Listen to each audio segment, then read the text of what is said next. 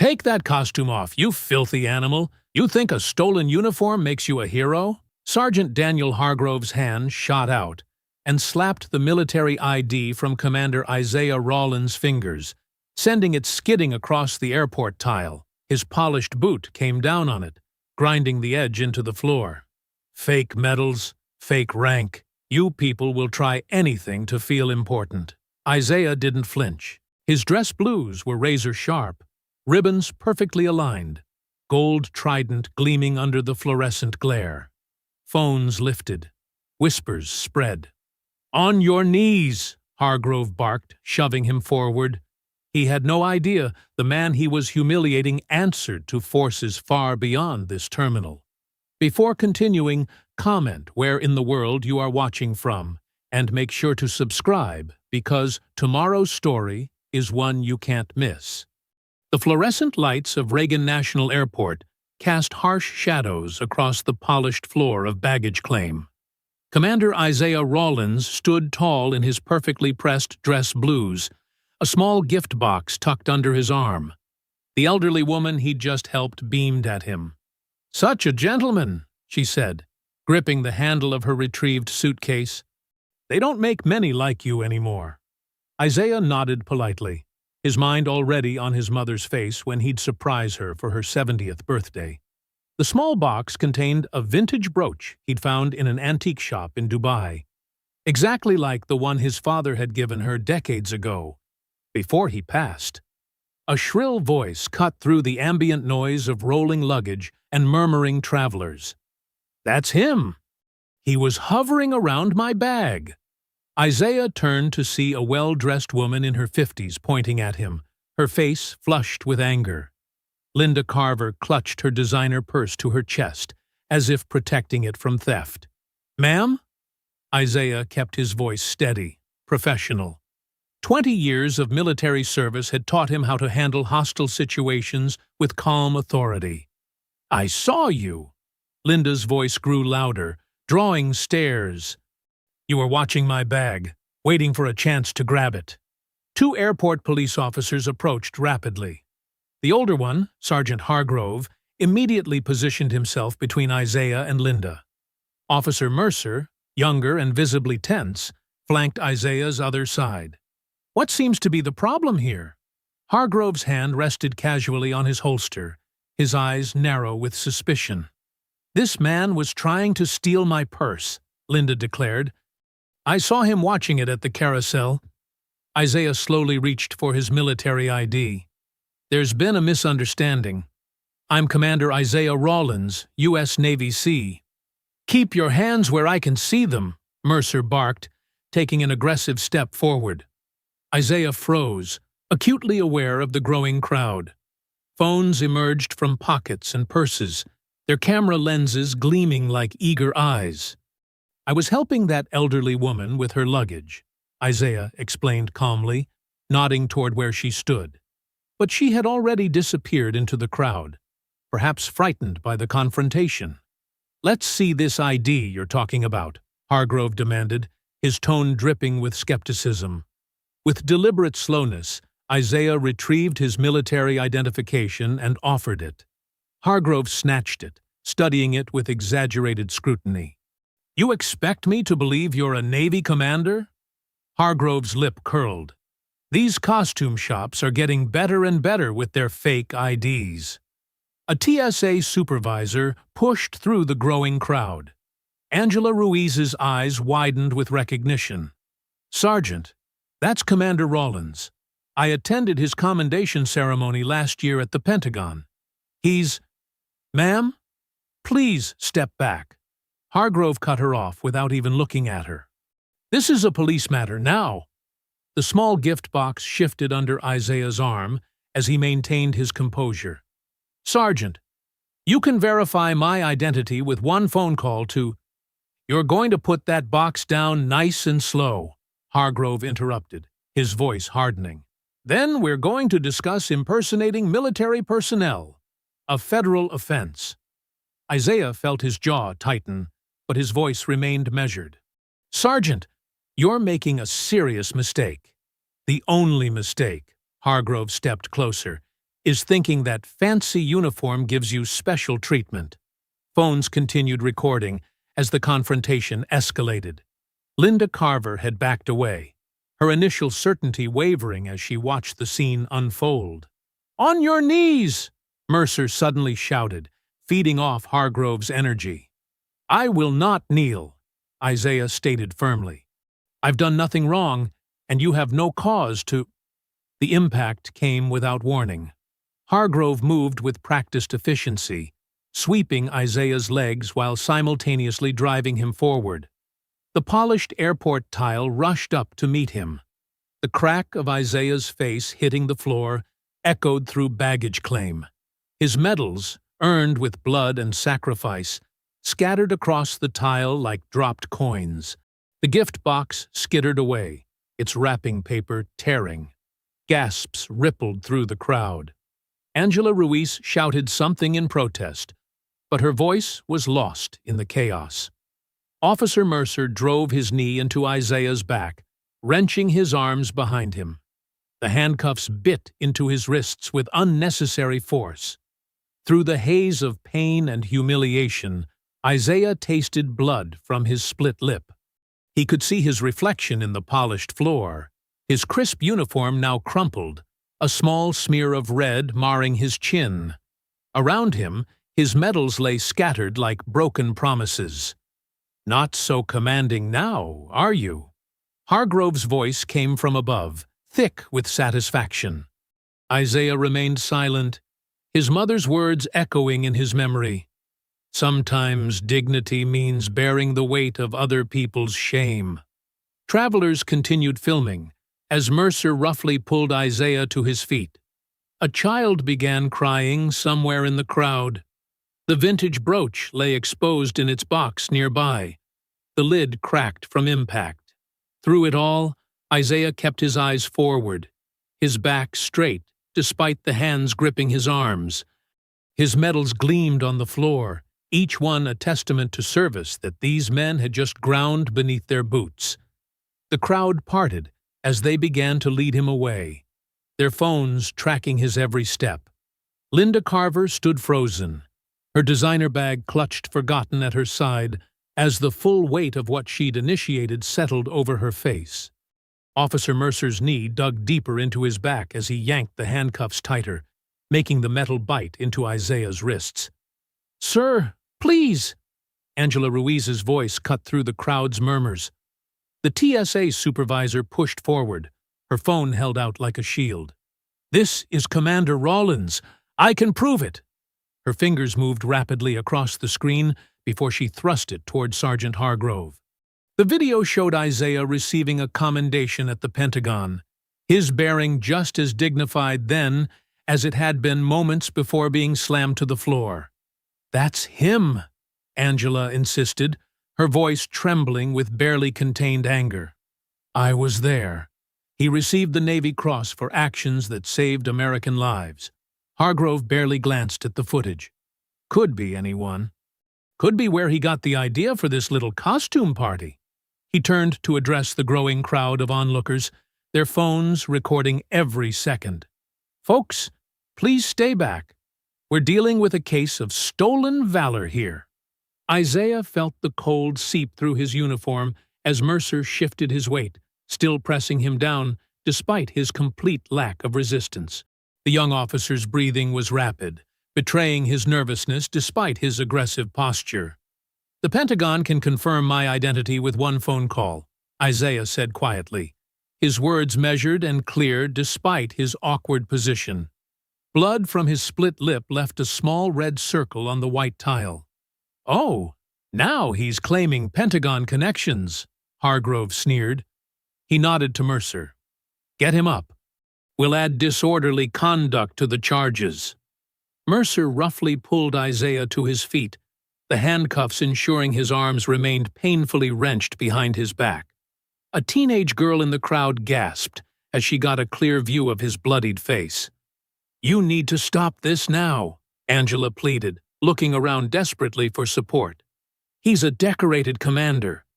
This is completely wrong." From the edge of the scene, Airport Security Director Pamela Vance watched with calculated detachment. Her perfectly manicured fingers tapped against her crossed arms, but she made no move to intervene. Her eyes met Isaiah's for a brief moment, before sliding away, already composing the press release in her head. "Ma'am, return to your post or face disciplinary action," Hargrove warned Angela. This man was causing a disturbance, harassing passengers, and is now resisting arrest, while impersonating military personnel. Isaiah stood straight, despite the restraints, his voice carrying clearly across the terminal. "Sergeant Hargrove, Officer Mercer, you are making a decision that will permanently impact your careers. This isn't a threat. It's a fact." Hargrove's face darkened. "Are you threatening law enforcement officers? Add that to the list." He grabbed Isaiah's arm roughly. "Let's go, Commander. We've got a nice cell where you can explain all about your made-up military career." "I want to file a complaint," Angela announced, pulling out her own phone. "I'm recording this abuse of power." "Ma'am, interfering with police business is grounds for arrest," Mercer called out, his voice cracking slightly. Dozens of phones tracked their movement as Hargrove and Mercer began marching Isaiah through the terminal. His polished shoes, now scuffed from the takedown, clicked against the floor in a steady rhythm. Despite the handcuffs and the blood on his chin, he walked with military precision, head high. Travelers pressed against the walls, creating a corridor of shocked faces and recording devices. A mother pulled her young son close, covering his eyes. An elderly veteran in a Korean war cap stood and saluted, his weathered face twisted with outrage. "This isn't right," someone in the crowd called out. "He's military." "Shut up and stay back," Hargrove barked, tightening his grip on Isaiah's arm. They passed the security checkpoint where Isaiah had walked through just 30 minutes earlier, back when his uniform was pristine and his mother's gift was safely tucked under his arm. TSA agents watched with uncertain expressions, some averting their eyes, others shooting concerned glances at Angela, who followed several paces behind, still recording. Isaiah's voice remained calm, though it carried an edge of steel. "Officer Mercer, you still have time to think about what you're participating in. Your sergeant may be comfortable destroying his career, but you don't have to go down with him." Mercer's step faltered slightly, but Hargrove quickly snapped, "Keep moving. Don't let him play mind games." The automatic doors at the terminal exit loomed ahead. Through the glass, Isaiah could see a police vehicle waiting, its lights already flashing. Behind him, he heard Pamela Vance's heels clicking on the tile as she finally moved forward, probably to begin damage control.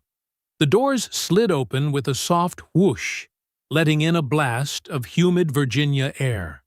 As they crossed the threshold, Isaiah counted silently in his head, measuring time with the precision that had kept him alive through countless missions. The doors whispered shut behind them just as the first alarm siren split the air. Red emergency lights began pulsing throughout the terminal. Through the glass, Isaiah saw confusion spread across the faces of the crowd inside. Hargrove's grip tightened painfully. "What did you do?" But Isaiah kept his eyes forward, saying nothing. The sirens continued their urgent wail as they approached the waiting police car, its lights painting the gathering dusk in alternating red and blue. The fluorescent lights hummed overhead in the Stark Airport holding facility as Isaiah sat at the cold metal table, his bruised face a stark contrast to his now disheveled dress blues. Officer Mercer stood beside him, hands trembling slightly as he removed each medal with exaggerated care, dropping them one by one into a clear evidence bag. Clink. The Navy Cross. Clink. The Silver Star. Clink. The Bronze Star with Valor. Each medal told a story of service and sacrifice, now being catalogued like common contraband. Isaiah watched silently, his bearing still military straight despite the handcuffs securing him to the table ring. Sergeant Hargrove leaned against the wall, arms crossed, a smirk playing at the corners of his mouth. Quite a collection you've got there. Must have taken some time to put it all together. Party supply store, maybe?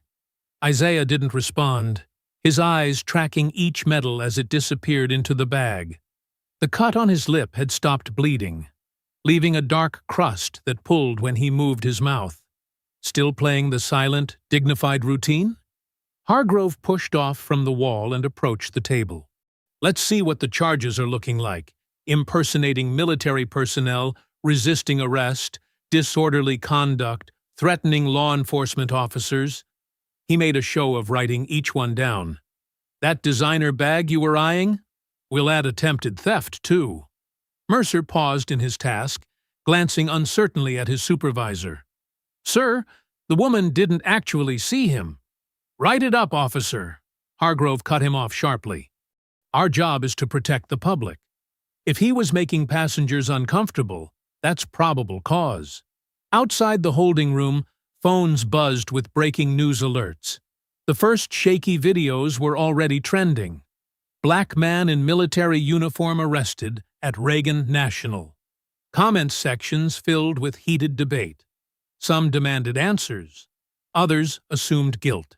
3 floors up, Angela Ruiz stood her ground in front of Pamela Vance's desk, holding out a manila folder. This is my formal statement confirming Commander Rollins's identity, along with documentation from the ceremony where I saw him receive commendation. Vance barely looked up from her computer screen, where news alerts continued to populate. Thank you, Ms. Ruiz. We'll need to review this through proper channels before— Proper channels? Angela's voice rose slightly. He's a decorated Navy SEAL being held on false charges. I'm an eyewitness to his legitimate military status, which we appreciate, Vance replied smoothly, finally meeting Angela's eyes. But we have procedures to follow. Officer safety is our primary concern, and the suspect demonstrated aggressive. He didn't resist at all. I have it on video. Vance's perfectly lined lips tightened. Ms. Ruiz, perhaps you should take the rest of your shift off. You seem emotionally invested in this situation. Back in the holding room, Isaiah finally spoke, his voice level. I'd like to make my phone call now. Hargrove laughed. Your phone call? What is this, TV? You think one call is going to fix this? He leaned over the table, placing both palms flat on the metal surface. You're not going anywhere until we verify every piece of ID you claimed was real. Could take days, weeks even. It's my right, Isaiah stated simply. One phone call. Mercer shifted uncomfortably, the evidence bag crinkling in his hands. Sarge, he's technically correct. Policy says, fine.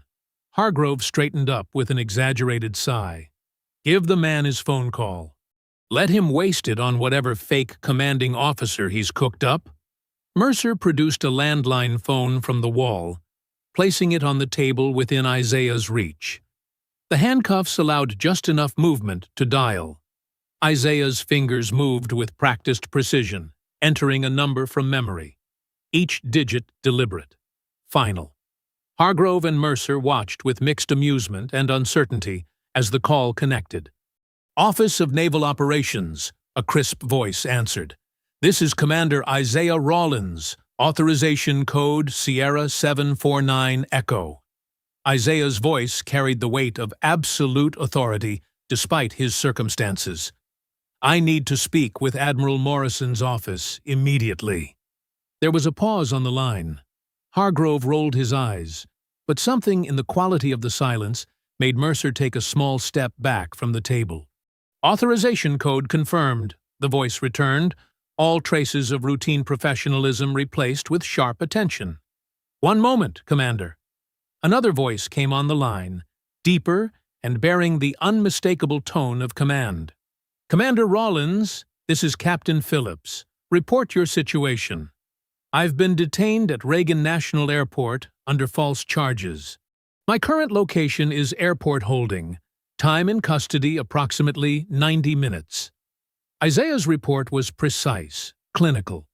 Sir, I was en route under Classified Directive Alpha 3. The silence that followed seemed to suck all the air from the room. Even Hargrove's smirk faltered slightly. Commander, Phillips's voice returned, measured but carrying an undercurrent of controlled fury. Were you on schedule for the designated transfer? Yes, sir, until my arrest. Were you in possession of the package at the time of detainment? Isaiah's eyes flicked briefly to the evidence bag containing his medals. Negative, sir. Status of the package is currently unknown. The line went dead without another word. The dial tone hummed in the sudden stillness. Mercer's face had gone pale, his fingers clutching the evidence bag too tightly. Even Hargrove's customary arrogance showed hairline cracks around the edges. Isaiah sat back in his chair, as much as the handcuffs would allow. His expression remained unchanged, but something in his posture suggested a man who knew exactly what came next. The security radio on Hargrove's belt crackled to life, breaking the tense silence that had followed Isaiah's phone call. Urgent voices overlapped each other in a cascade of confusion. Multiple federal vehicles approaching Gate C, requesting clearance. Security Checkpoint 3. Stand down. Priority access granted. All units, maintain positions. Repeat, maintain positions. Hargrove grabbed his radio, knuckles white against the black plastic. This is Sergeant Hargrove. What federal vehicles? Who authorized? Direct order from Airport Command. The radio cut him off. All security personnel, clear access routes immediately. Through the holding room's small window, red and blue lights began strobing across the walls. Mercer stood frozen, still clutching the evidence bag containing Isaiah's medals, his young face drained of color. Up in her office, Pamela Vance's phone rang. Her perfectly manicured nail hovered over the answer button for a fraction of a second before pressing down. This is Director Vance. This is Colonel James Mitchell, Pentagon Office of Special Operations. A clipped voice responded. We need immediate clarification regarding the detention of Commander Isaiah Rollins. Vance's professional smile remained fixed, though no one was there to see it. Of course, Colonel. We're following standard procedure for… Director Vance. The voice hardened. Are you aware you're currently interfering with a classified military operation? The smile slipped. Our officers responded to a public complaint. The suspect was… Commander Rollins is a decorated Navy SEAL conducting official business. We require his immediate release and full access to all evidence collected during his wrongful detention. In the holding area, Hargrove paced like a caged animal, barking into his phone. Listen, I don't care what department they're from. We followed procedure. The suspect was combative, refusing to… Sergeant, a new voice interrupted, deep and carrying the weight of decades of command. This is Admiral Thomas Caldwell. I'm going to speak very slowly and clearly. You have exactly 5 minutes to release Commander Rollins before I personally ensure your career ends today. Hargrove's face flushed red. Now wait just a minute. You can't just… 4 minutes, 50 seconds. Commander Rollins was transporting encrypted defense materials vital to ongoing operations. Your actions have compromised national security protocols. The Admiral's voice could have frozen fire. 4 minutes, 30 seconds. Down the hall, Isaiah sat alone in his cell, back straight despite his fatigue. The cut on his lip had stopped bleeding, but his dress blues, pristine just hours ago, were wrinkled and stained from the floor. His mother's birthday gift, a small box wrapped in silver paper, sat on the processing desk outside, next to his confiscated belongings. The sound of rapid footsteps echoed through the corridor. Multiple sets, moving with purpose. This way, Mercer's voice, higher than usual with stress. He's in holding cell 3. Heavy boots stopped outside the cell. Keys rattled in the lock. The door swung open to reveal a stern-faced woman in a dark suit, flanked by two military police officers. "Commander Rollins?" Her credentials flashed. "Department of Defense." "I'm Agent Sarah Marshall. You're being released immediately." Isaiah stood smoothly, his bearing military precise despite the handcuffs. "The encrypted package?" "Already located and secured," Marshall replied, gesturing for one of the MPs to remove the cuffs. "Admiral Caldwell is handling the situation personally." In the processing area, Hargrove watched the scene unfold, his usual swagger deflated. The evidence bag containing Isaiah's medals sat on the desk between them, next to forms half filled with false charges that would never be filed. Agent Marshall's voice cut through the tension.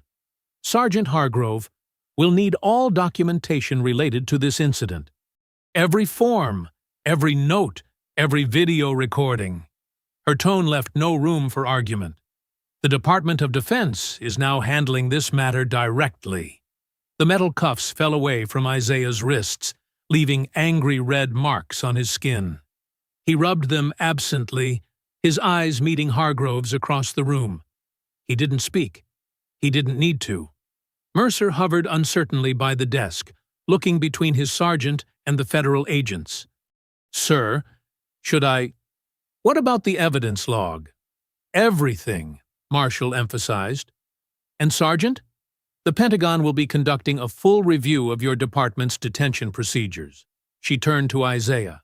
"Commander, if you'll come with me, Admiral Caldwell would like to speak with you directly." Isaiah nodded once, then reached for his mother's gift still sitting on the processing desk. The silver paper was slightly crumpled now, one corner torn. He straightened it carefully before picking it up. Through the window, more emergency lights painted the walls in alternating patterns. Radio chatter continued to fill the air with urgent voices and rapid-fire instructions. The airport's carefully maintained order had been shattered by a single phone call. Hargrove stood rigid, watching as Isaiah was escorted out by the federal team. His carefully constructed narrative was crumbling around him, and for the first time since the incident began, real fear showed in his eyes. Just before they reached the door, Isaiah paused. He turned back, not to Hargrove, but to Officer Mercer. His voice was quiet, but carried clearly in the tense silence. "Remember what I said earlier," he stated simply. "About decisions that follow you." The young officer swallowed hard and nodded, unable to meet Isaiah's gaze. Agent Marshall guided Isaiah through the door, the MPs falling into step behind them. Their footsteps echoed down the corridor, growing fainter until only the persistent radio chatter remained. Hargrove slumped against the desk, his face ashen. The evidence bag crinkled under his hand. Medals that had been earned in service now gathered as proof of a crime that never existed. Through the window, he could see more federal vehicles arriving, their lights casting long shadows across the airport's facade. The fluorescent lights in the airport's administrative office buzzed overhead, casting harsh shadows across the mahogany conference table. Isaiah sat straight-backed in his chair, his bruised face reflected in the polished wood surface.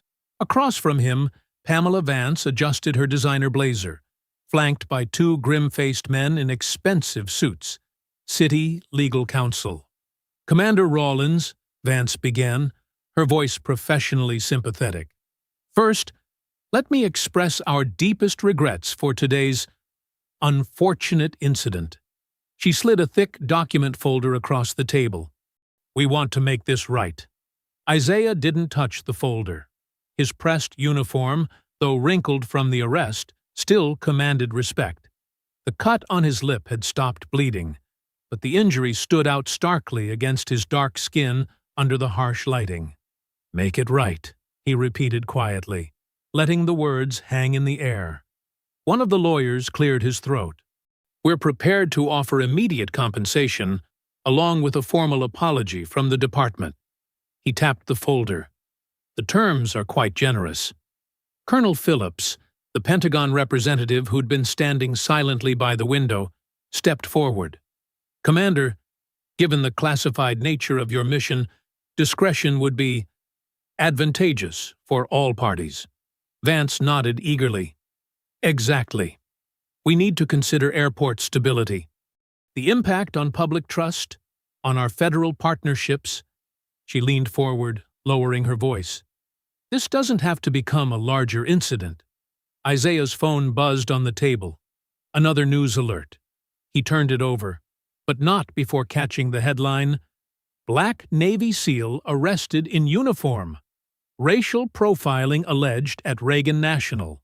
"The video is already viral," Isaiah stated matter-of-factly. "People are asking questions." "Questions we can manage," Vance assured him. "With your cooperation, we can frame this as a simple misunderstanding. No lasting damage done." Isaiah's expression didn't change, but something hardened in his eyes. "No lasting damage," he repeated. "Like these bruises will fade. Like my mother watching her son in handcuffs on the evening news." "Commander," Colonel Phillips interjected, "the Pentagon's primary concern is protecting operational security. A public spectacle could compromise." "With respect, Colonel," Isaiah cut in, his voice steady but firm. "Operational security was compromised the moment Sergeant Hargrove decided to abuse his authority." He gestured to his face. "This isn't about classified missions anymore. This is about accountability." Down in the airport police office, Sergeant Hargrove sat at his desk, staring at his computer screen. Social media exploded with video clips of the arrest. His jaw clenched as he read comment after comment condemning the department's actions. "They don't understand," he muttered, closing the browser. "We followed procedure." He was resistant. Even to his own ears, the words sounded hollow. Officer Mercer knocked tentatively on his door. "Sergeant, Internal Affairs is requesting the body cam footage." "It malfunctioned," Hargrove snapped. "Technical error. Make sure that's in the report." Back in the administrative office, Vance was growing visibly frustrated behind her professional veneer. "Commander Rollins, surely we can find a reasonable solution here. The airport is willing to—" "Ms. Vance," Isaiah interrupted softly. "Do you know what Navy SEALs are trained to do when interrogated?" He didn't wait for her response. "We're trained to remain silent, to give nothing away, to resist pressure." His eyes met hers directly. "But we're also trained to recognize when silence protects the wrong people." The lawyers exchanged glances. Colonel Phillips shifted uncomfortably.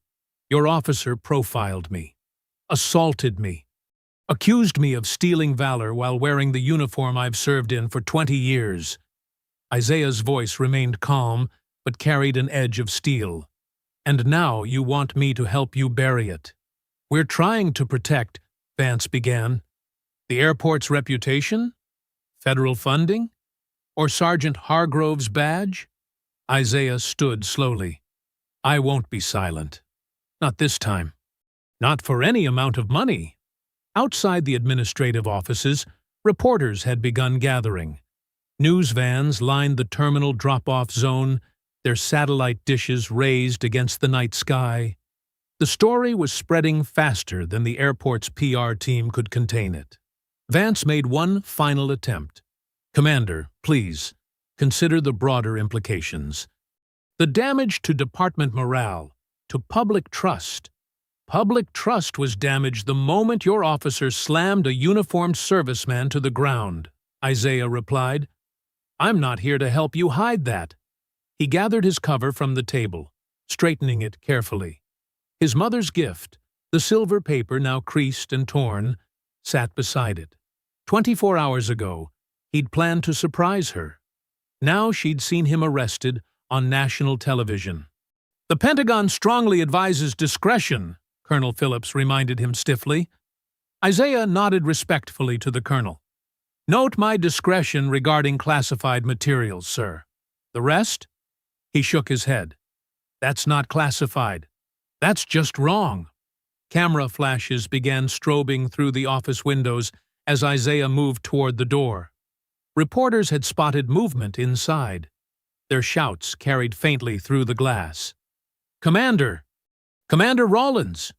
Can you comment on the arrest? Was this racial profiling?" Vance stood quickly. "We can arrange a private exit." "No," Isaiah said firmly. "No more hiding." He opened the door and stepped into the hallway, his bearing military straight, despite the exhaustion weighing on him. The bruises on his face stood out under the harsh airport lighting. His uniform, though wrinkled, still commanded attention. The reporters surged forward as he emerged, microphones thrust toward him like weapons. Camera flashes exploded in his face, turning the night into stuttering day. Questions overlapped into a wall of sound. But Isaiah didn't break stride. He'd faced worse than cameras. He'd faced worse than Hargrove. And he'd faced worse than Vance's attempts to buy his silence. The sea of microphones pressed closer as Isaiah stepped into the glare of camera lights outside Reagan National.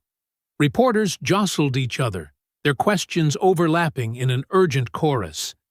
The night air was thick with humidity, making his bruised face throb beneath the relentless camera flashes. "Commander Rollins, can you describe what happened? Was this racially motivated? Did you resist arrest?" Isaiah raised his hand slightly, and the crowd quieted. His voice, when it came, was measured and clear. "Today, while traveling to visit my mother, I was falsely accused, physically assaulted, and arrested while in full military dress. The conduct of certain officers was not just unprofessional, it was discriminatory and dangerous." More cameras clicked. A reporter thrust her microphone forward. "The airport police claim you were combative. I presented valid military identification," Isaiah continued calmly. "I maintained my composure even as I was slammed face first into the floor. My service medals were scattered across the terminal tile. This isn't about one incident. This is about accountability and abuse of power." The questions erupted again, but Isaiah moved steadily through the crowd toward his rental car. Behind him, the airport's glass doors reflected the chaos of flashing lights, like silent lightning. Hours later, in a carefully staged press conference, Pamela Vance stood at a podium in the airport's media room. Her pearl necklace gleamed under the professional lighting as she gripped the edges of the lectern. "While we regret any misunderstanding," she said, her voice crisp and corporate, "our officers followed standard protocol when confronted with an aggressive individual who refused to comply with reasonable requests." The words scrolled across news tickers nationwide. Airport claims Navy SEAL was aggressive. Officer safety cited. On CNN's split-screen panel, commentators argued over grainy cell phone footage of the arrest. "If you look closely," a former police chief insisted, "you can see resistance." "Resistance?" interrupted a civil rights attorney. "He's literally standing still with his hands visible, in full military dress." Across town, Sergeant Hargrove sat for a local news interview, his uniform pressed and stance rigid. "Our officers are trained to make split-second decisions," he declared. "When someone claims military status, we have to verify. In this day and age—" "But the TSA supervisor confirmed his identity," the reporter pressed. Hargrove's jaw tightened. "Ma'am, you weren't there. You didn't see his attitude, his demeanor." The interview cut to more viral footage. Isaiah on the ground, medals scattered, Hargrove's knee in his back. In Norfolk, Virginia, Lillian Rawlins' hands shook as she collected her mail. Mixed among the bills and catalogs was an envelope with no return address. Inside, a crude message had been typed. "Tell your son to keep his mouth shut if he knows what's good for him." She placed it carefully in a plastic bag, her movements deliberate despite her anger. Years of raising a black son in America had taught her to document everything. The previous letter, "You people don't belong in uniform," was already sealed away as evidence. Her phone rang. Isaiah's name lit up the screen. "Baby, "I saw the news," she said before he could speak. "You did right. Your daddy would have been proud." "They're trying to spin it, Mama." Isaiah's voice was tired, but determined. "Making me out to be the threat." "Let them try." Lillian's voice hardened. "Truth shows itself in time." She paused, debating whether to mention the threats. Not yet, she decided. He had enough to handle. Outside her window, a car drove past slowly, its occupants staring at her house. She drew the curtains with practiced casualness. In the parking lot of his hotel, Isaiah sat in his rental car, scrolling through endless social media posts about the incident. New angles of footage appeared hourly, his medals skittering across the floor, Hargrove's sneer, the crowd's shocked faces. A notification popped up. Hargrove's interview was trending. Isaiah watched his attacker defend the assault with rehearsed phrases about officer safety and proper procedure. His phone buzzed with a text from Angela Ruiz, the TSA supervisor. "They're trying to bury my incident report. Document everything." Isaiah opened his evidence log, cataloging the items returned after his release. Wallet, keys, phone, mother's gift, damaged, uniform items. He frowned, scrolling back through the list. Something nagged at his training-sharpened mind. The encrypted device, small, flat, designed to look like a common power bank. Standard issue for classified transport missions. He'd had it in his inner uniform pocket when Hargrove took him down. It wasn't listed in the returned items. He checked the evidence forms again, methodically. Nothing. The device, containing sensitive defense data, was missing. Isaiah's pulse quickened, but his face remained composed. Years of SEAL training had taught him to process threats without revealing awareness. He reviewed the viral footage again, focusing now on Mercer's hands as they searched him. The young officer had definitely removed something from his uniform pocket. But where was it now? More cars pulled into the hotel parking lot. News vans, their satellite dishes raised like periscoping submarines. They'd found his hotel. The media frenzy was about to begin another cycle. In the rearview mirror, Isaiah studied his reflection. The bruises were darkening, telling their own story. But now, there was something bigger at play. The missing device wasn't just evidence of police misconduct anymore. It was a national security breach. Isaiah's fingers hovered over his phone's keypad in the darkened rental car. The weight of what he was about to report settled heavily in his chest. He dialed Admiral Caldwell's direct line, a number few had access to. "Caldwell," came the crisp answer on the first ring.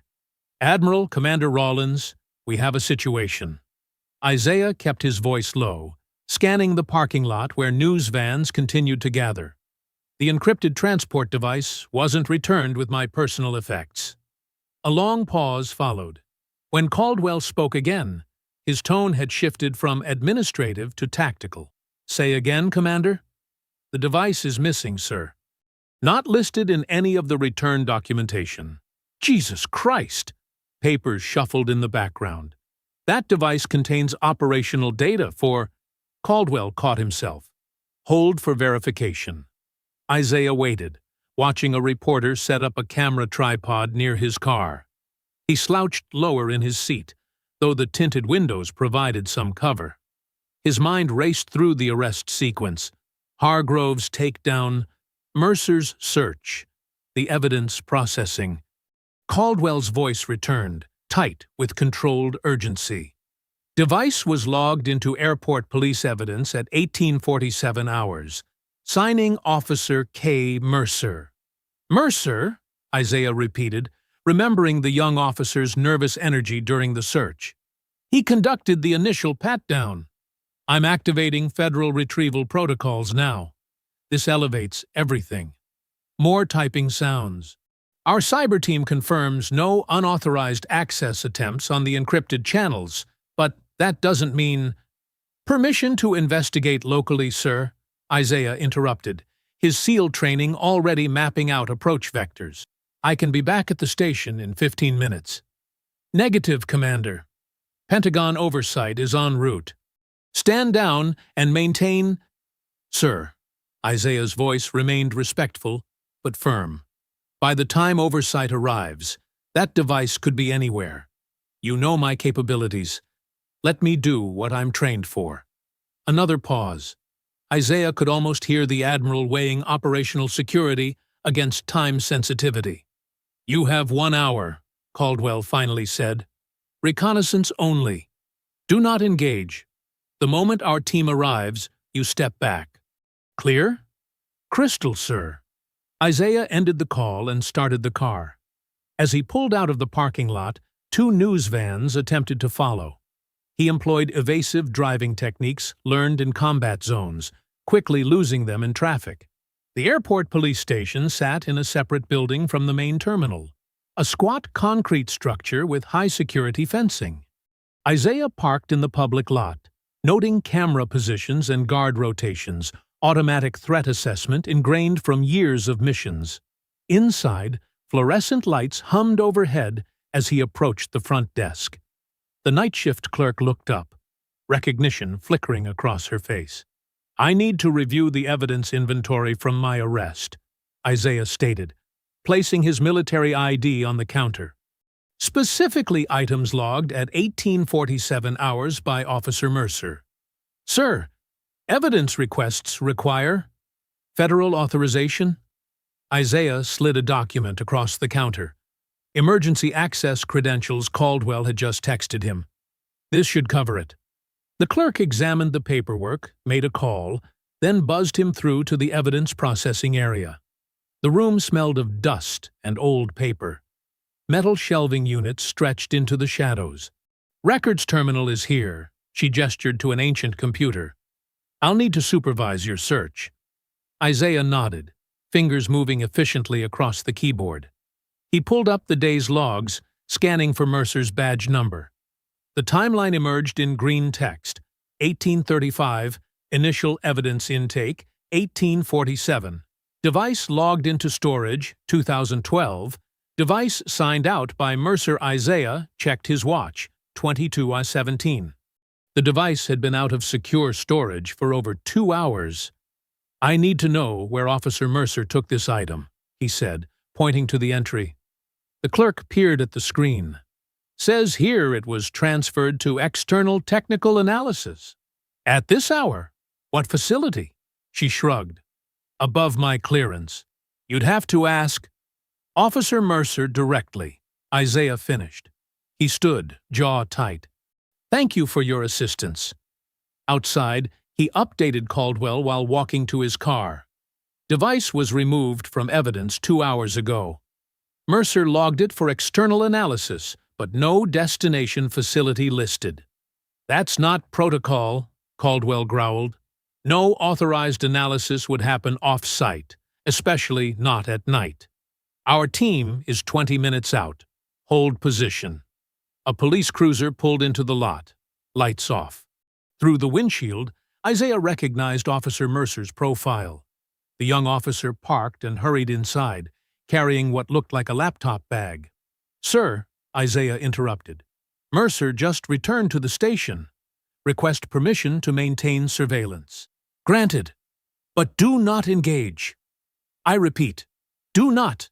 Isaiah ended the call, sliding deeper into the shadows near the building's side entrance. His combat-trained eyes tracked Mercer through windows as the officer moved through the station. Something about his body language set off warning bells. The furtive glances, the too casual pace. Through the evidence room window, Isaiah watched Mercer approach the clerk's desk. Their conversation was brief. The clerk checked something on her computer, then shook her head. Mercer's shoulders tensed. He turned quickly and left through a different door, still carrying the laptop bag. Isaiah's phone vibrated. A message from Caldwell. Federal team 5 minutes out. Hold position. But Isaiah's instinct screamed that in 5 minutes, whatever was happening would be too late to stop. He watched Mercer's retreating figure, remembering the young officer's face during the arrest. The flicker of doubt, before following Hargrove's orders. The evidence clerk's voice drifted through the window as she made a call. "Yeah, Officer Mercer just tried to backdate a transfer log. Said he needed to add a destination facility." She paused, listening. "No, I told him the system doesn't work that way. He left kind of weird." Isaiah's muscles coiled with practiced readiness. The missing device was vital to active military operations. If it had been compromised. He touched his phone, considering one last check with Caldwell. But sometimes in the field, hesitation meant mission failure. He moved silently through the shadows, following Mercer's path while maintaining his distance. The fluorescent lights buzzed overhead in the empty hallway as Officer Mercer emerged from the office. His head was down, focused on the laptop bag clutched against his chest. When he looked up and saw Isaiah standing there, he stumbled backward, face draining of color. "Commander," Mercer whispered, eyes darting to the nearest exit. Isaiah remained motionless, his presence filling the narrow corridor. He didn't speak, letting the silence build pressure. It was an interrogation technique he'd learned years ago. Sometimes the best way to get someone talking was to say nothing at all. Mercer's hand trembled as he adjusted his grip on the bag. I was just—" "The encrypted device," Isaiah said quietly, his voice carrying the weight of authority without raising its volume. "Where is it?" Sweat beaded on Mercer's forehead. He glanced over his shoulder, then back at Isaiah. The young officer's chest rose and fell rapidly with shallow breaths. "I can't." Mercer swallowed hard. "Sergeant Hargrove said—" "Hargrove isn't here," Isaiah interrupted. "It's just you and me. And right now, you're holding classified military hardware that was removed from evidence without authorization." He took one step forward. "That's a federal offense." Mercer's shoulders slumped. "He told me to take it," he said, voice barely above a whisper. "Said we needed insurance, leverage, in case you tried to make trouble about the arrest." Isaiah studied the younger man's face, reading the conflict there. "Walk with me," he said, gesturing toward an empty break room nearby. Mercer hesitated, then followed. Inside, Isaiah closed the door and pulled out a chair. "Sit." The officer sank into the seat, placing the laptop bag on the table between them. His hand shook as he unzipped it, revealing the encrypted device nestled among papers. "He said you were dangerous," Mercer continued, words spilling out now. "That you'd try to destroy our careers over a simple misunderstanding. He ordered me to log it out for technical analysis. Said we needed to prove you were carrying suspicious equipment. And you followed those orders without question?" Mercer's face flushed. I didn't know what else to do. Hargrove's been my supervisor for 3 years. He's got connections all through the department. His father was a captain." "Show me proof," Isaiah said.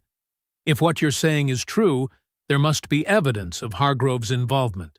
Mercer pulled out his phone with trembling fingers. I kept screenshots of the keycard logs."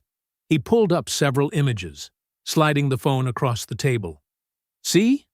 Hargrove accessed the restricted storage area twice after hours. Once right before he told me to remove the device, and again an hour later." Isaiah examined the logs carefully. The timestamps aligned with the evidence records he'd seen earlier. "Why are you showing me this now?" "Because—" Mercer's voice cracked. He cleared his throat and tried again. "Because I saw the news reports, the videos, what really happened out there." He met Isaiah's eyes for the first time. "And because Hargrove's been acting strange since the Pentagon got involved, making threats, telling me to stay quiet, or else what?" He didn't say exactly, but the way he said it, Mercer shuddered. "I've got a family, a baby daughter. I can't risk—" "Federal witness protection exists for exactly this reason," Isaiah said.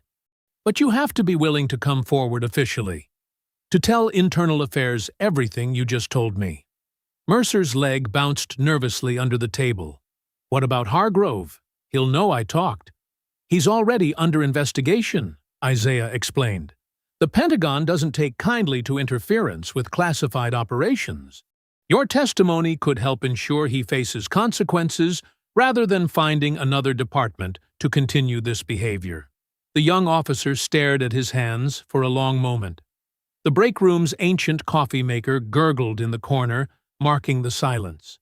Finally, he looked up. What do I need to do? First, we secure the device. Isaiah carefully placed it in his pocket. Then we walk to Internal Affairs together. You make a formal statement about everything. The orders, the evidence tampering, the threats. I'll ensure federal authorities are notified to provide protection. Just like that? Just like that. Isaiah stood. Sometimes doing the right thing is simple. Not easy, but simple. Mercer rose slowly, squaring his shoulders as if physically taking on his decision. Hargrove always said we had to stick together. That the badge meant protecting our own. The badge means protecting everyone, Isaiah corrected, including from those who abuse their authority. They moved toward the door. Mercer paused with his hand on the handle. Commander, I'm sorry about the arrest. I should have. You can make it right now, Isaiah said. That's what matters. The hallway was still empty as they emerged. Their footsteps echoed on the linoleum as they walked side by side toward the Internal Affairs office. With each step, Mercer's posture straightened slightly, as if shedding a weight. They'll want to know everything, Isaiah warned. Every detail, every conversation. Mercer nodded. I remember it all. Been replaying it in my head since it happened. They reached the frosted glass door marked Internal Affairs Division. Through the glass, shadows moved inside despite the late hour. Isaiah knew federal agents would already be waiting, alerted by his earlier calls. Mercer took a deep breath, hand reaching for the door handle. The young officer's face showed fear, but also something else. Relief, perhaps, or determination. The Internal Affairs Office hummed with activity despite the late hour. Under harsh fluorescent lights, Officer Mercer hunched over a metal desk, his pen scratching against official statement forms. Two federal agents in dark suits stood near the window, speaking in low tones while reviewing the keycard logs on a laptop. Isaiah sat quietly in a corner chair, watching Mercer's hand tremble slightly as he detailed Hargrove's instructions.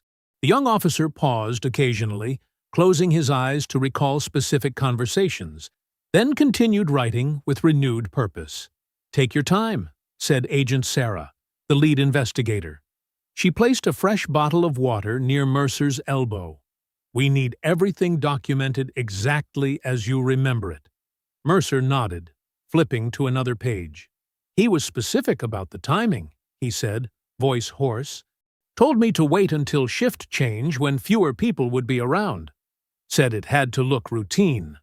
Isaiah noticed Mercer's uniform collar was dark with sweat despite the room's chill.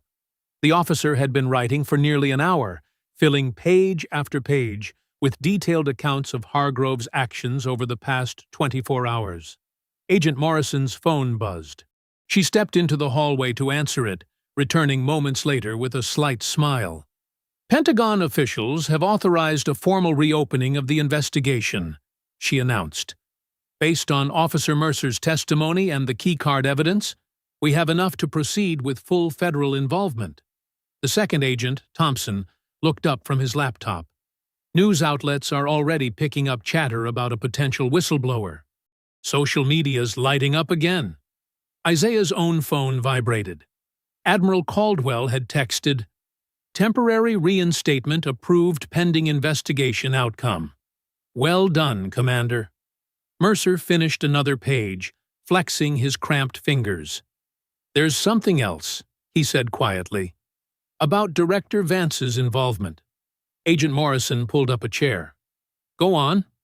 She knew about the profiling, had meetings with Hargrove about targeting certain Certain types of passengers. Mercer couldn't meet Isaiah's eyes. There were weekly briefings. She called them enhanced screening guidelines, but everyone knew what she meant. Morrison's pen moved rapidly across her notepad. Can you provide specific dates? Times? They're in my calendar app. I was required to attend as shift supervisor. Mercer pulled out his phone, scrolling through entries. Here, every Tuesday at 0900 hours. Special Security Protocol Review, they called it. The federal agents exchanged looks. Thompson began typing furiously on his laptop. A knock at the door made everyone turn. A tech specialist entered, carrying several hard drives. We've started recovering deleted security footage from the evidence room servers, she reported. Multiple cameras, multiple angles. Should have preliminary results within the hour. Isaiah watched Mercer's shoulders relax slightly at the news. The evidence would support his testimony, provide irrefutable proof of the misconduct. Agent Morrison's phone buzzed again. She stepped out once more, this time returning with a grim expression. "Commander," she said to Isaiah, "you'll want to see this." She held out her phone, displaying a breaking news alert. Airport police officer breaks silence. Racial profiling and evidence tampering alleged in Navy SEAL arrest. Below the headline was a photo of Isaiah in his dress blues, taken moments before the arrest. The article already had thousands of shares. Public support is surging, Thompson noted, scanning social media reactions. Local civil rights groups are organizing protests.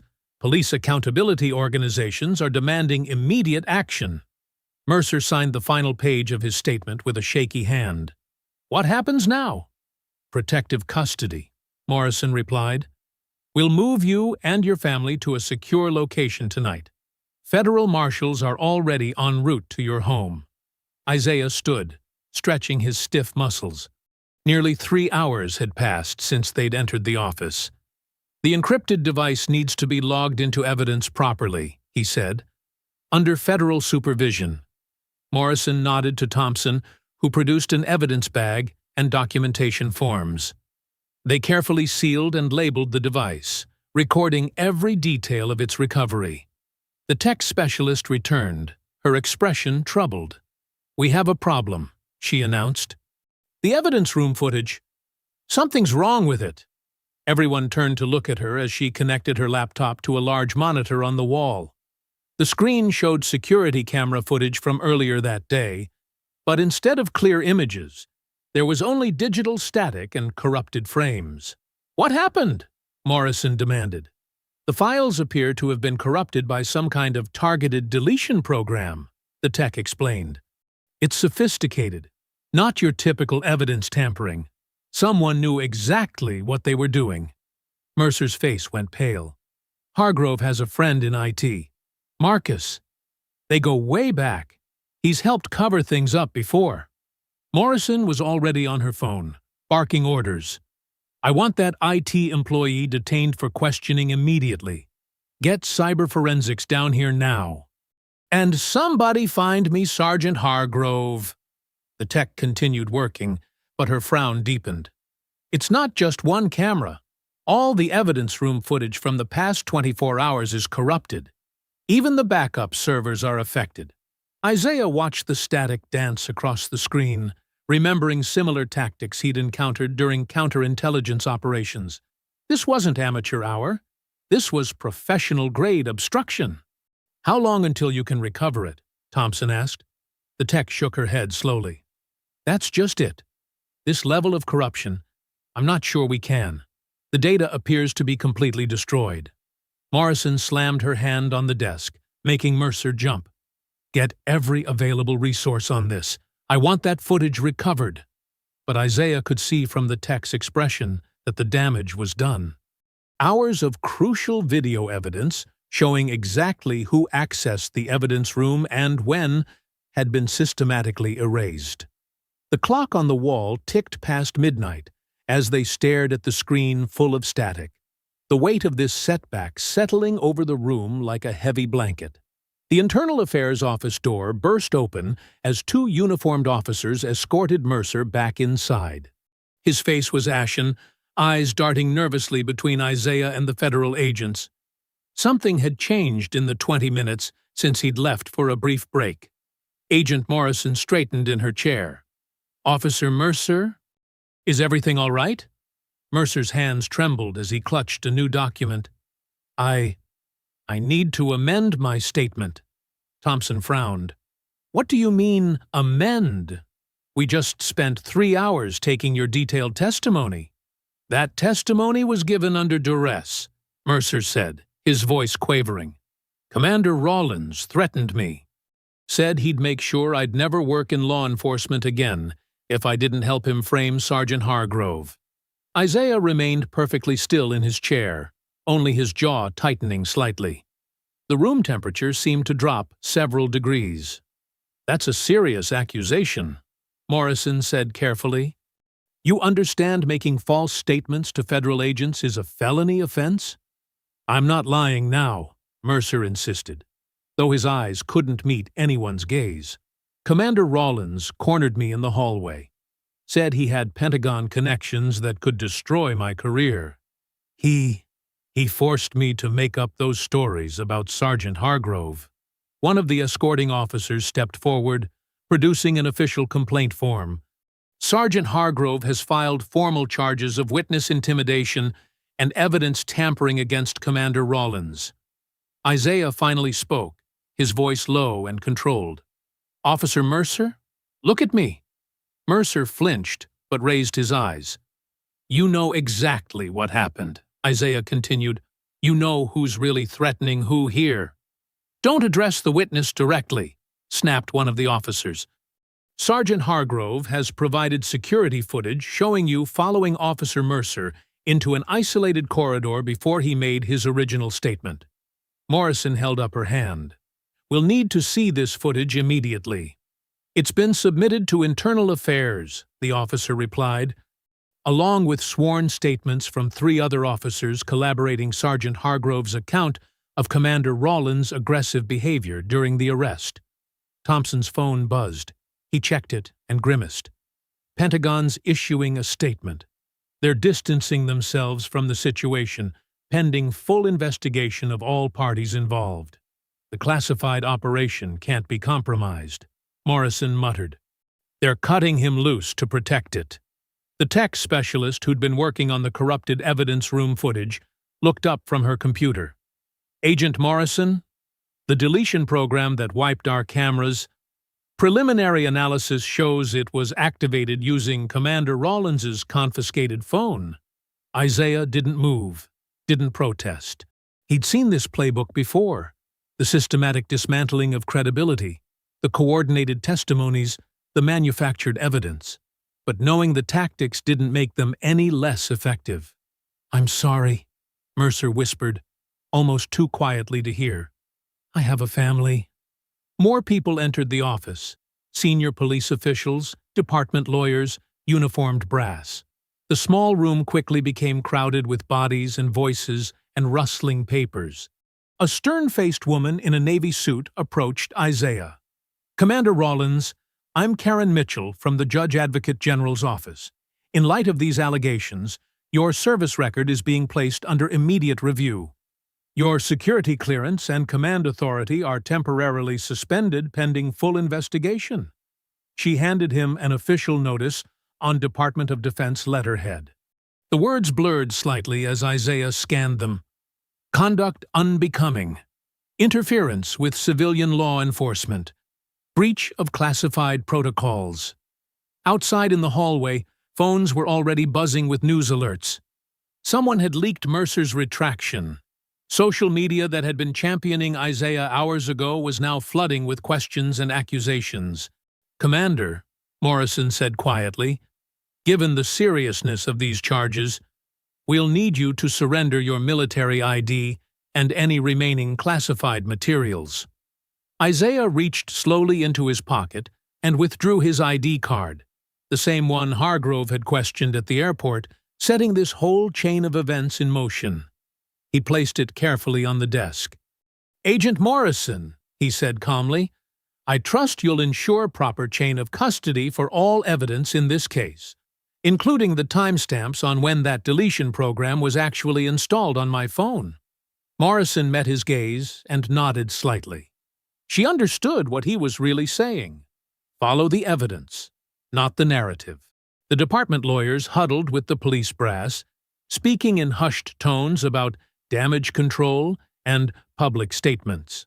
Through the office windows, Isaiah could see news vans arriving in the parking lot, their satellite dishes extending skyward like metal trees. Mitchell gestured toward the door. "Commander, there's a press gathering outside. We can arrange for you to exit through." "No," Isaiah interrupted. "I'll use the front door." He stood, straightening his wrinkled dress blues.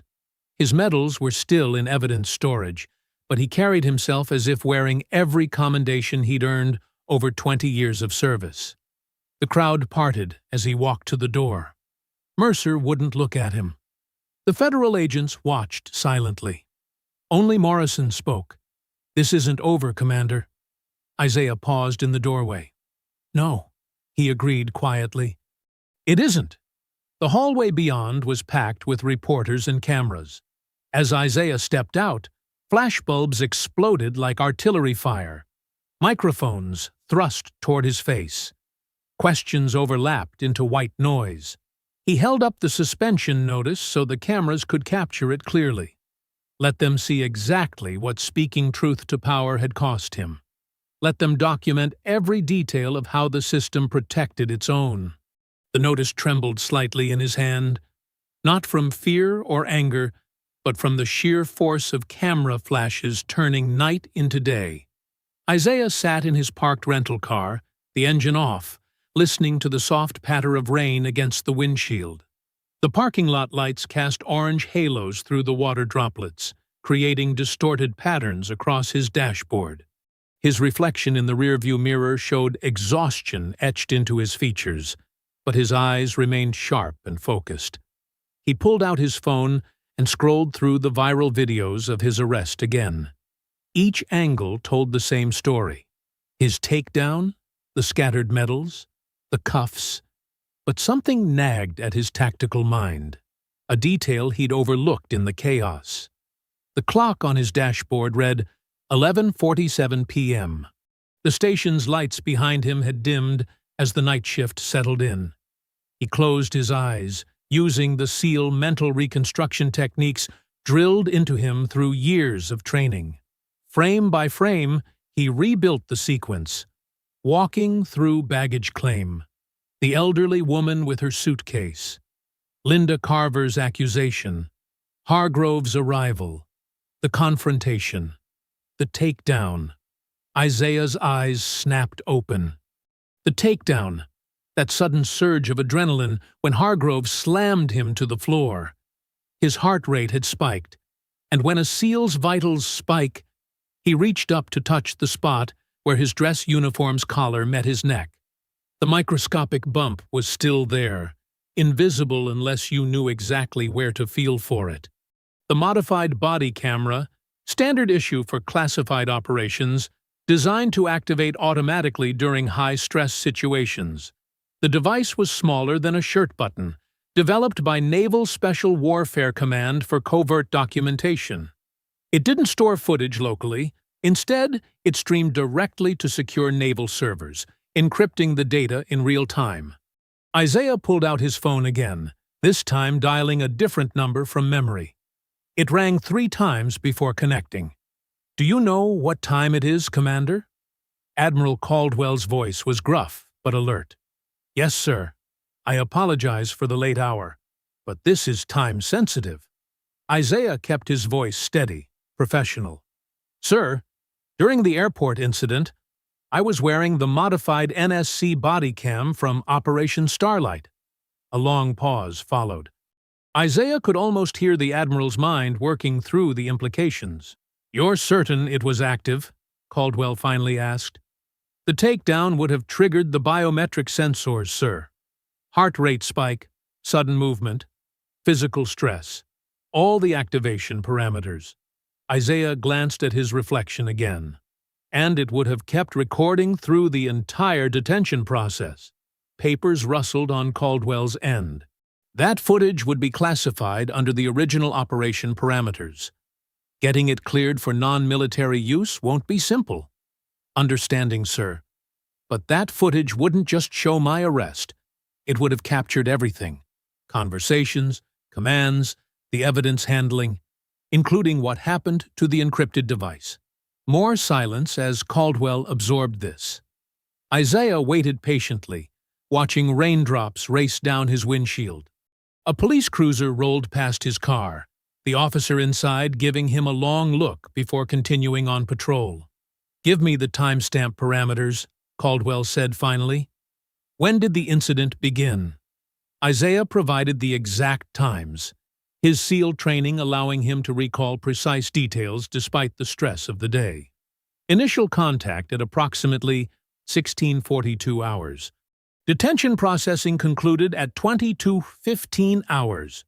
The sound of typing came through the phone. "Accessing the secure server now. This will take a moment."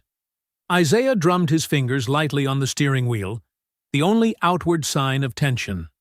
If the footage hadn't uploaded properly, if the camera had malfunctioned, if the server had failed to archive— "Found it," Caldwell said. Multiple data packets uploaded during that time frame, all properly encrypted. Video and audio feeds intact. Isaiah released a breath he hadn't realized he was holding. "Can you confirm the content, sir?" More typing. "I'm looking at the first segment now. Airport terminal, clear view from chest level. I can see Sergeant Hargrove approaching. Quality is excellent. The full detention period should be documented," Isaiah said, "including any conversations in holding and evidence processing." "Commander," Caldwell's voice took on a cautionary tone, "using classified surveillance equipment in a civilian law enforcement encounter raises serious jurisdictional questions. The Pentagon's legal team will need to review before—" "With respect, sir," Isaiah interrupted carefully, "we both know this isn't just about a law enforcement encounter anymore. That encrypted device is still missing. The evidence room footage is corrupted.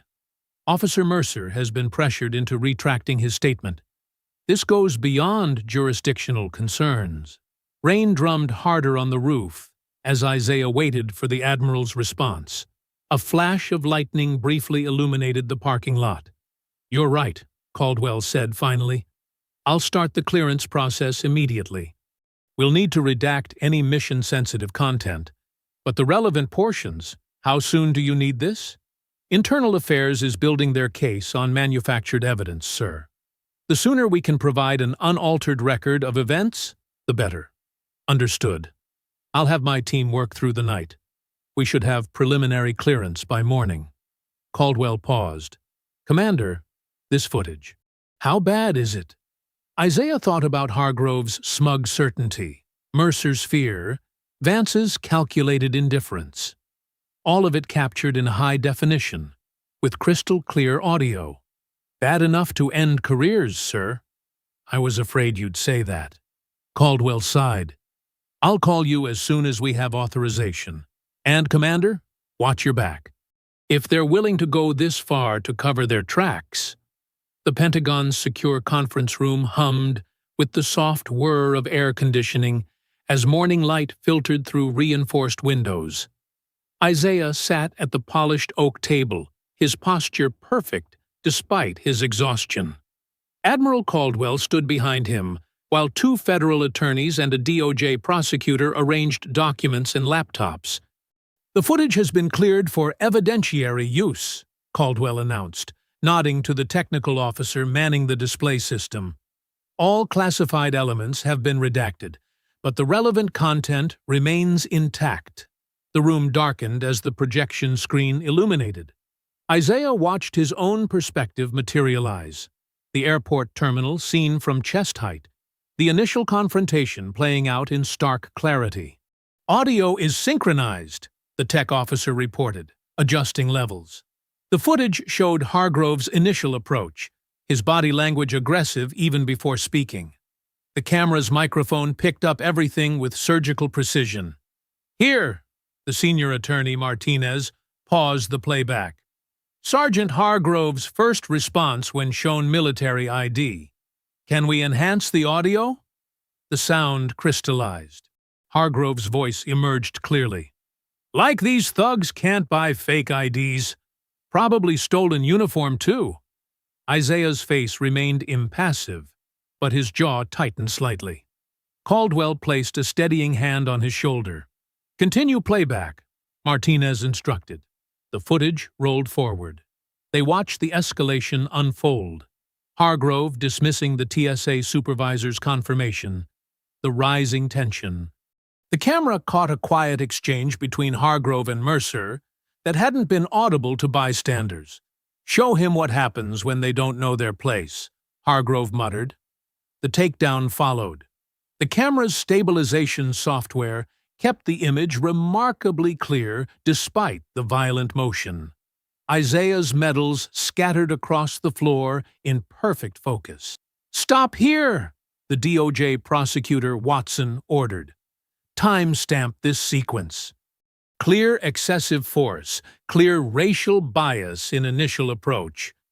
But the most damaging evidence came from the holding facility footage. The camera captured Hargrove entering the detention area, speaking to other officers. These animals think that uniform means something. Think it makes them special. A harsh laugh. Nobody's going to take his word over ours. We write the reports. We control the narrative. Martinez made careful notes. Premeditation in tampering with evidence. Consciousness of guilt. The footage continued.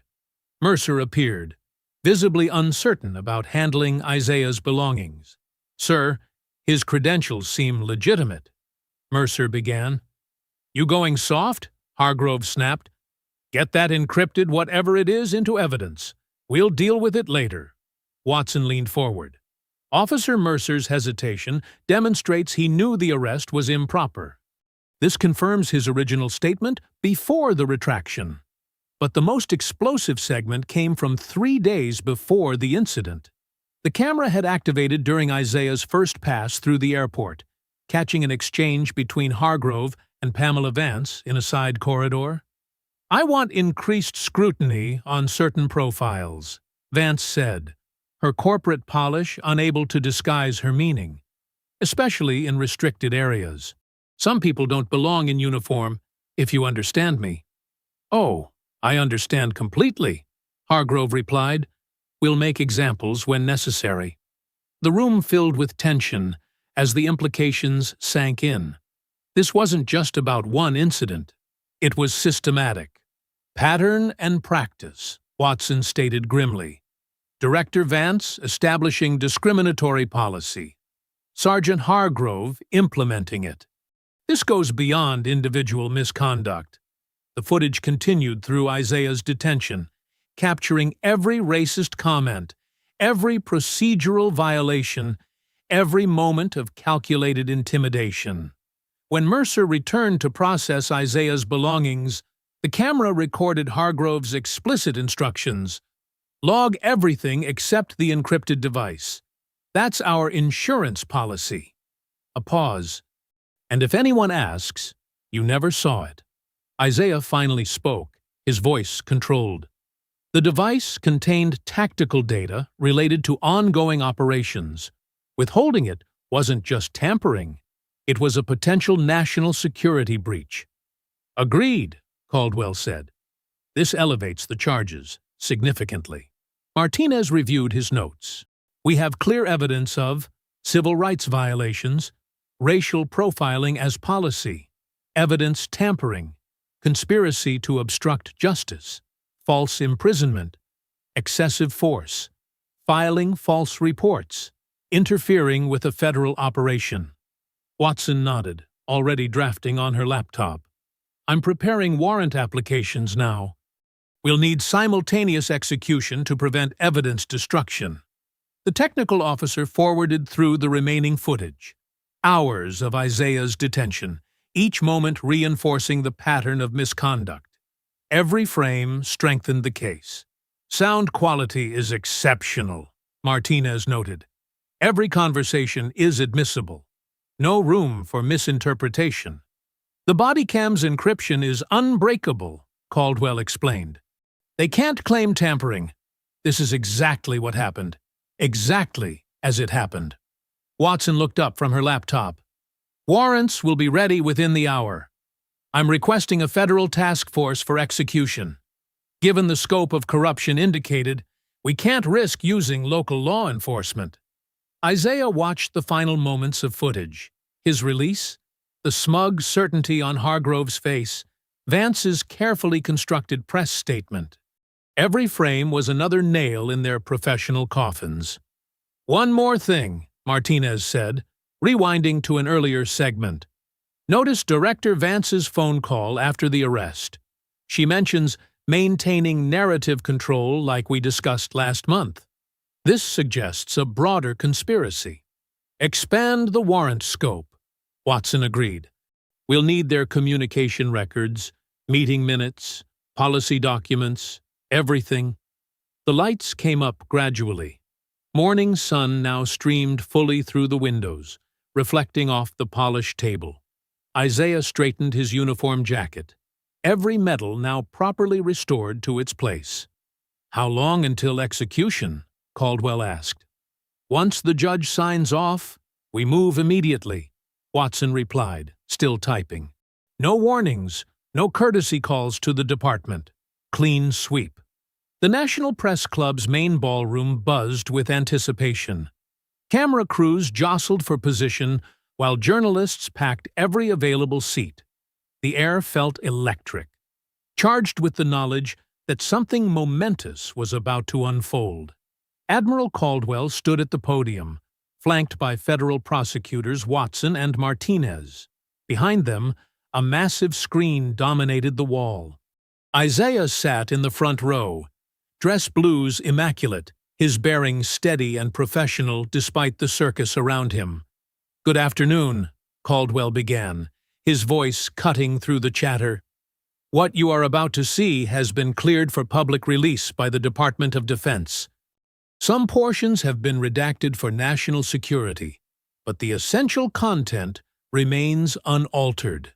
Pamela Vance sat 3 rows back, her corporate polish showing its first cracks. Her perfectly manicured nails drummed silently against her leather portfolio. Sergeant Hargrove had chosen a seat near the exit, his usual swagger replaced by barely concealed tension. The lights dimmed. The footage began to play. The first gasp rippled through the room at Hargrove's initial approach to Isaiah. His unfiltered racist comments, caught clearly on the body cam's audio, caused several reporters to physically recoil. One veteran journalist from the Washington Post dropped his pen. Like these thugs can't buy fake IDs. The slur echoed through the sound system. Smartphones rose in unison to capture reactions. A photographer's flash caught Hargrove's face, turning pale. The footage continued. When it reached the violent takedown, showing Isaiah's medals scattering across the airport floor, an angry murmur swept the room. But it was the holding facility footage that truly ignited the crowd. Nobody's going to take his word over ours. We write the reports. We control the narrative. A reporter from CNN stood up abruptly, unable to contain herself. Director Vance, did you authorize this behavior? The footage answered for her.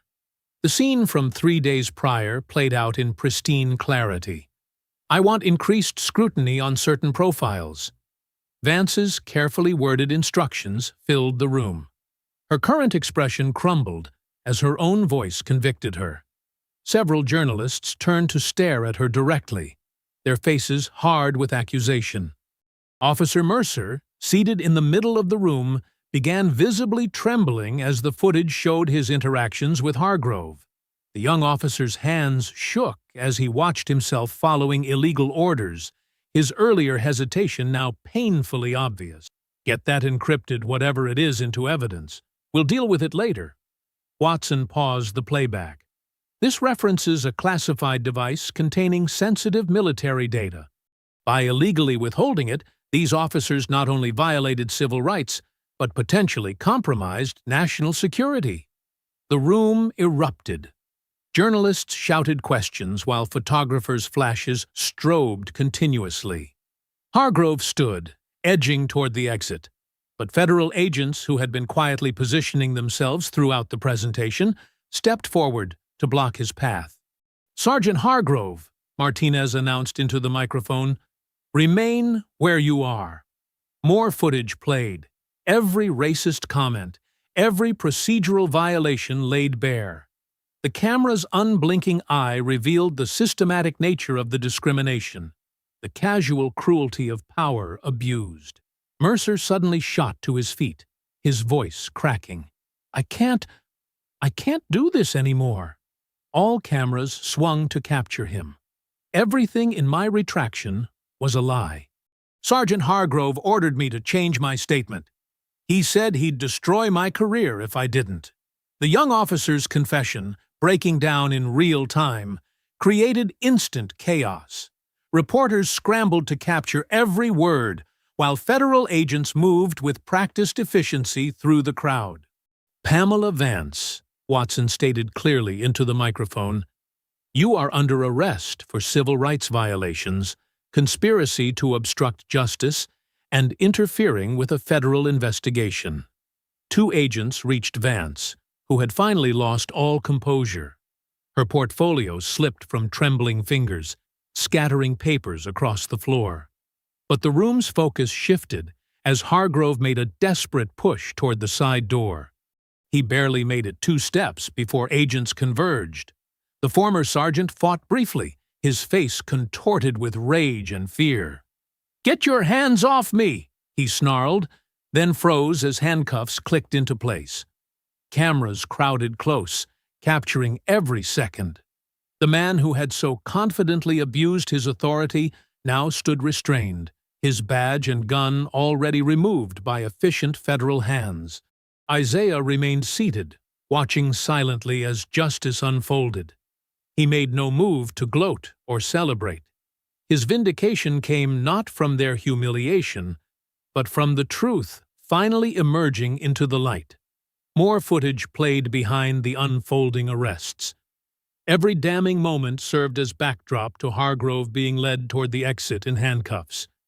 His face, once set in smug authority, now showed the dawning realization that his career wasn't just over. He was facing serious federal charges. "Daniel Hargrove," Watson continued, her voice carrying clearly over the chaos, "you are under arrest for civil rights violations, evidence tampering, false imprisonment, excessive force, filing false reports, and interfering with a classified federal operation." A reporter thrust a microphone toward Hargrove.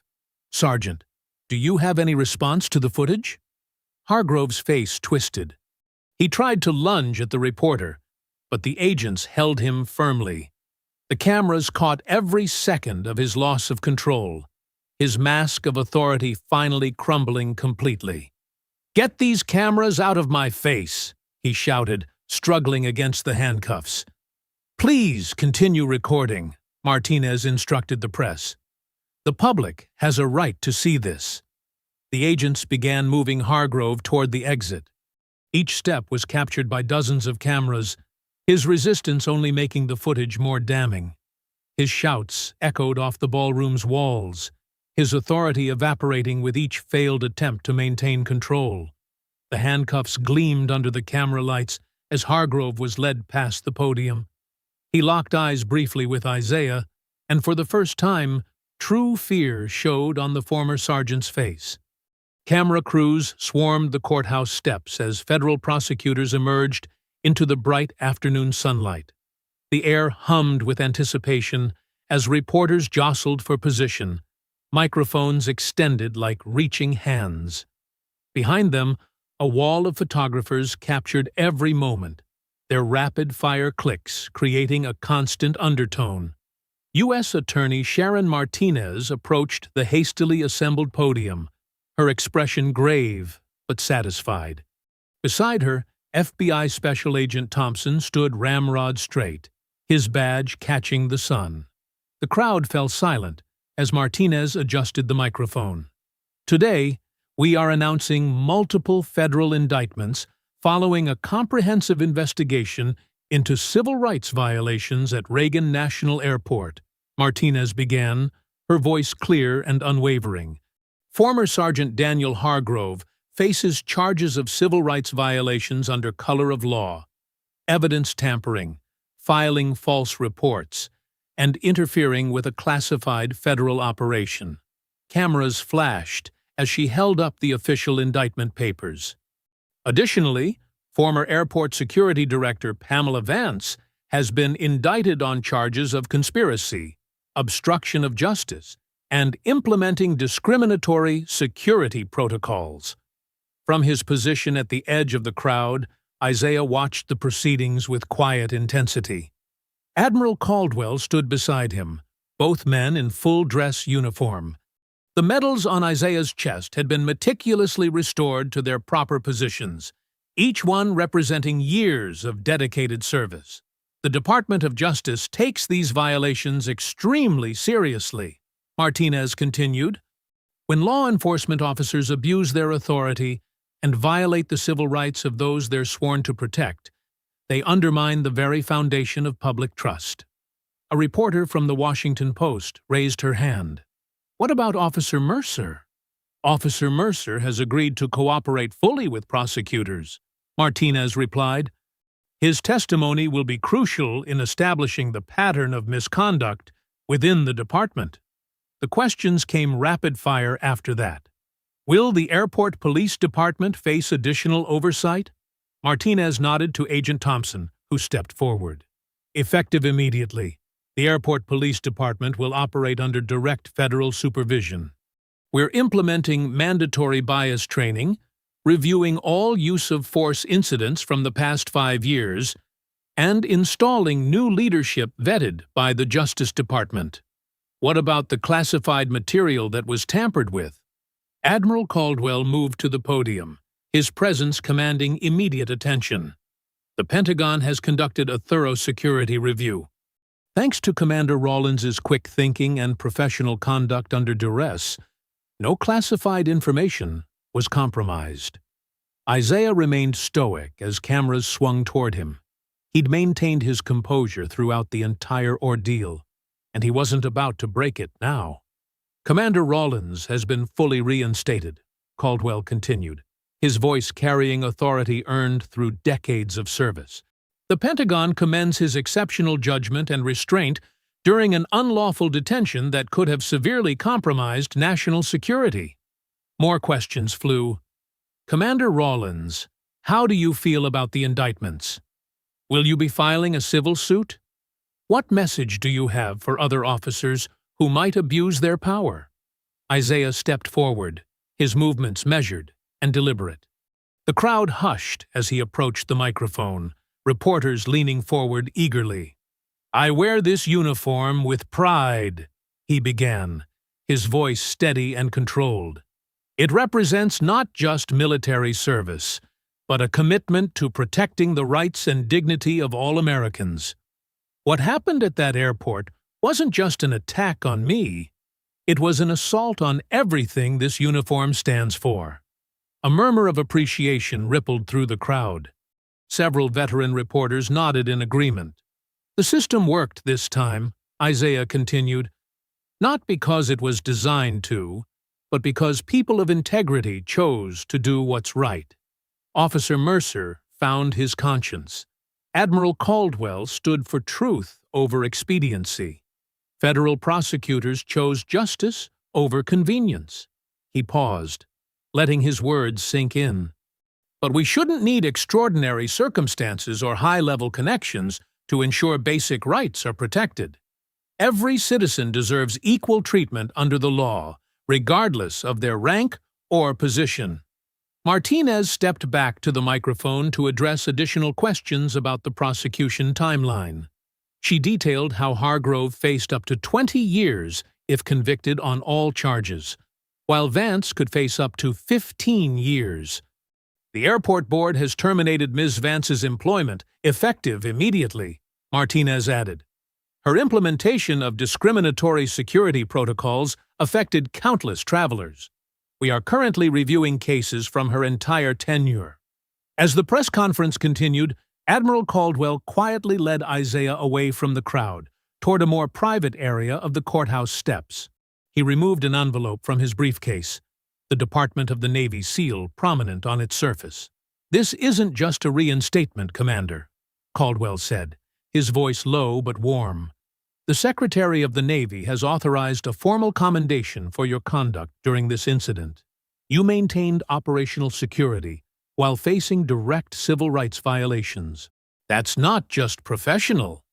It's exceptional." Isaiah accepted the envelope with appropriate military precision, though his eyes betrayed a hint of emotion. The certificate inside represented more than just recognition.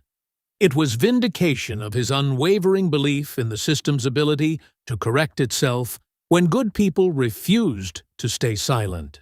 Behind them, Martinez was still addressing the press. "Let this serve as a warning to any official who would abuse their authority. The Justice Department will investigate.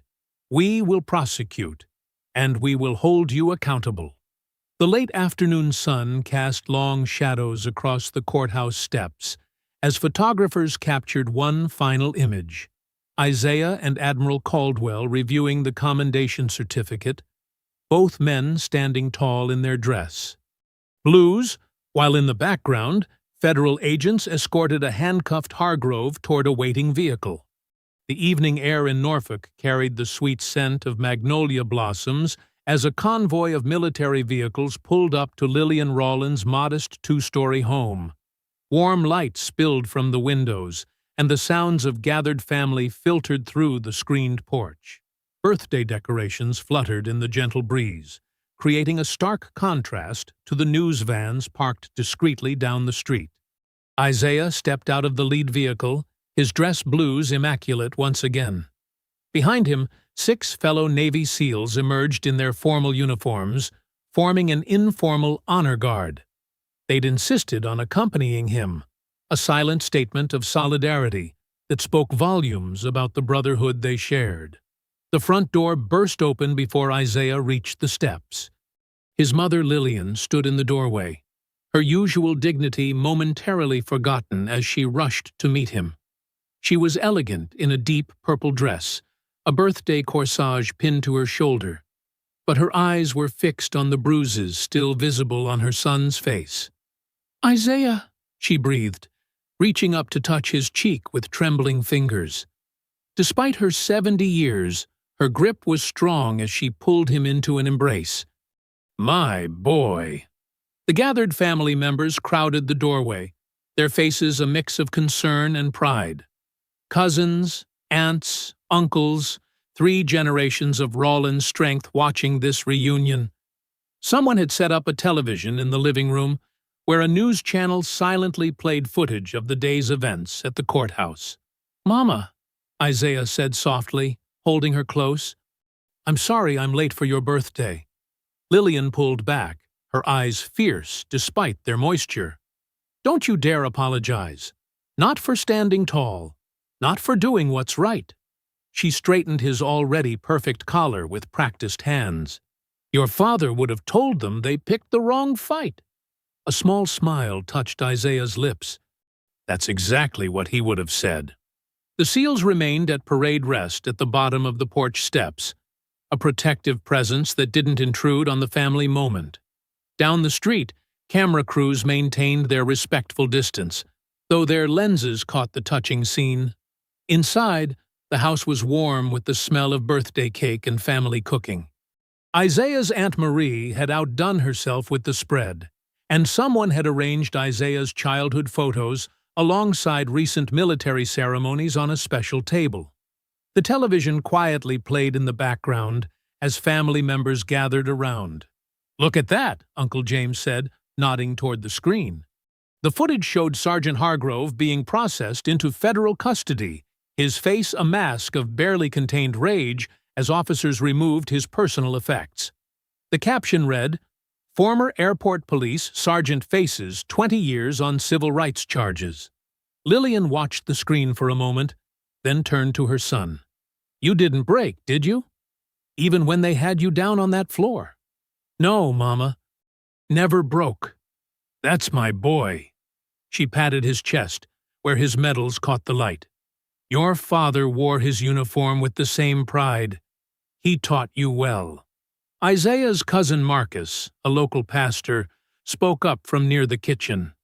"The whole congregation's been praying. When we saw that first video," he shook his head. "But you showed them what dignity looks like." Through the window, camera flashes occasionally lit up the evening as photographers captured the family gathering. The story was still hot. America loved seeing justice served, especially when it involved a decorated war hero triumphing over corrupt officials. On the television, the news shifted to footage of Airport Security Director Vance being led away by federal agents, her corporate poise finally cracking as reporters shouted questions.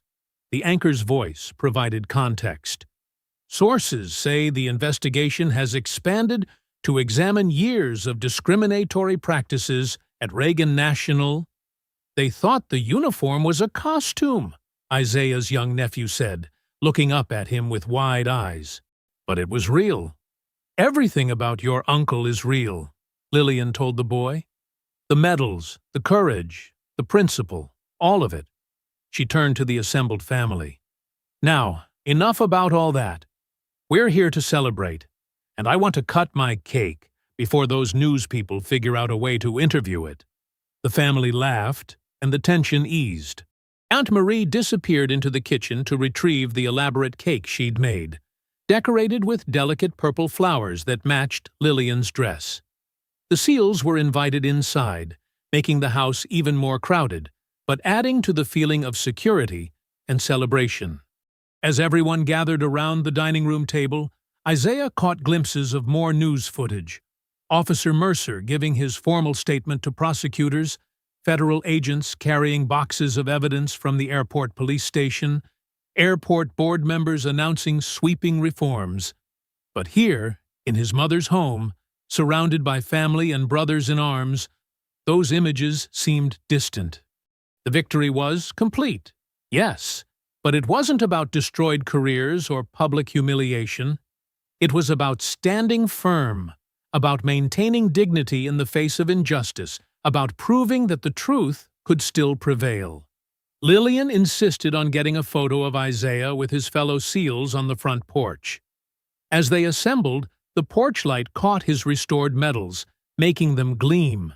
Down the street, cameras captured the moment, not just of a vindicated commander, but of a family celebrating one of their own, who had refused to bend. "Perfect timing," Lillian said, looking at the photo on someone's phone. "The light caught your medals just right." She squeezed his arm. "Now, let's get inside before these news people decide they need another statement. It's my birthday, and I want to hear you try to explain why you're still not married." If you enjoyed the story, leave a like to support my channel, and subscribe so that you do not miss out on the next one. On the screen, I have picked 2 special stories just for you. Have a wonderful day.